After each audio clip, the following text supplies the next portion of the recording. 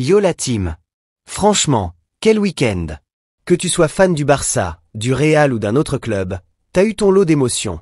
Les grosses équipes ont gagné, oui, mais alors comment elles ont gagné? Entre tension, polémique, frustration et un peu de bonheur quand même. Perso, j'ai encore le séum pour le Celta. Les gars mènent 3-1, et au final, ils perdent 4-3. Ils m'ont brisé. Et pourtant, il y avait débat. Rafinha qui aurait pu, ou dû, se faire expulser. Penalty pour le Barça. Légitime ok. Mais tu sais très bien que dans un autre match, il aurait jamais été sifflé. Bref, encore une fois, les polémiques arbitrales sont là, mais c'est pas nouveau. Le Barça continue sa route. Et le Real? Bah ils sont là, comme des chasseurs à l'affût, à traquer le moindre faux pas. Et on sait tous qu'on arrive sur un classico de Copa del Rey ce samedi. Et les gars, celui-là, il est pas comme les autres. C'est une finale. C'est le moment où t'écris l'histoire. Rien que ça. Ancelotti, contre Bilbao, il nous sort un 4-4-2. Et je vous le dis direct, il va le ressortir. Contre Retaf, et surtout contre le Barça. Pourquoi? Parce que ce système-là, c'est son truc. Il le kiffe. C'est ce qui nous a donné la Liga et la Ligue des Champions l'année dernière. Mais, est-ce qu'on a encore les joueurs pour? À l'époque t'avais du Carvajal au top, du Kroos qui portait le milieu, du Nacho en mode muraille. Aujourd'hui, t'as plus ces leaders-là au même niveau. Et pourtant, on en revient au 4-4-2, parce qu'au moins c'est structuré. Parce que le 4-3-3 cette saison. Soyons honnêtes, c'est un gruyère. Zéro équilibre. Rodrigo ou Kylian. Un choix qui fâche. Et là, forcément, un débat qui agite toute la commu. Qui doit être titulaire? Rodrigo ou Mbappé? Alors, on va poser les bases. Kylian est blessé à la cheville. Il pourrait avoir quelques minutes contre Retaf, mais sa présence contre le Barça reste incertaine. Et de l'autre côté, Lewandowski est out aussi. Du coup, les deux stars de la Liga sur le papier sont peut-être sur le carreau. Mais même s'ils étaient là, la vraie question reste, est-ce qu'on peut jouer avec Vini, Bellingham, Mbappé et Rodrigo en même temps? Ma réponse est claire, non. Tu peux pas aligner les quatre si t'as pas un pressing collectif, un vrai replacement défensif, une implication totale.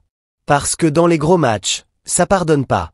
Le Real ne peut pas se permettre de jouer en mode FIFA avec 4 attaquants qui défendent pas. Épée croisée, le cas Rodrigo, l'homme fantôme. Rodrigo, les gars, on va pas se mentir, il est en panne. 0 but, 0 passe D depuis un bail. Il est transparent.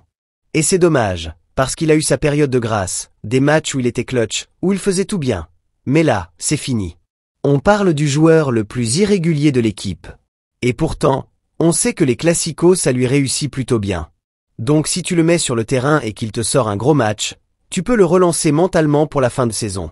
C'est aussi une carte à jouer. Mbappé, il est blessé. Et moi je suis désolé, un joueur pas à 100%, je le mets pas titulaire. Tu le gardes au chaud, tu le fais rentrer à la 65e quand tout le monde est cramé.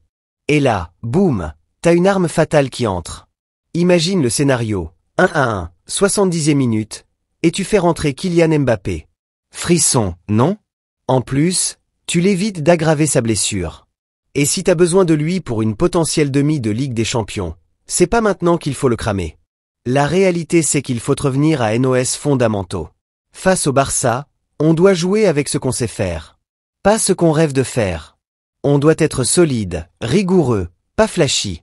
Faut se rappeler comment on les a explosés la saison dernière. Faut rejouer avec nos bases, pas avec nos envies marketing. Et puis avoir un Rodrigo ou un Kylian sur le banc, c'est pas une faiblesse. C'est un luxe. Tu peux faire la différence dans les moments clés. Et c'est souvent ça qui gagne les finales. Ce classico, il vaut plus qu'une Copa del Rey. Il vaut une déclaration. Tu empêches le Barça de faire le triplé. Tu prends un trophée en avril. Tu t'envoies une grosse dose de confiance pour la suite. Et surtout, le Real, c'est une équipe de finale. On l'a montré en 2011, en 2014, en 2023. Même sans Cristiano, on les a battus. Aujourd'hui, même sans Kylian, on peut le faire. On doit le faire. Donc voilà les gars, moi mon choix est fait. Je mets Kylian sur le banc. Pas parce que je l'aime pas.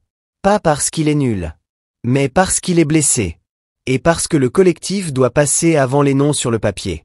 Dites-moi en commentaire ce que vous feriez. Vous démarrez avec qui? Kylian ou Rodrigo? Et surtout, Vous sentez comment cette finale? On se retrouve samedi pour le débrief, et j'espère qu'on parlera d'un trophée de plus au palmarès du Real Madrid. Allez, prenez soin de vous la famille, force à tous ceux qui soutiennent le club dans les bons comme dans les mauvais moments. Et comme toujours, à la Madrid.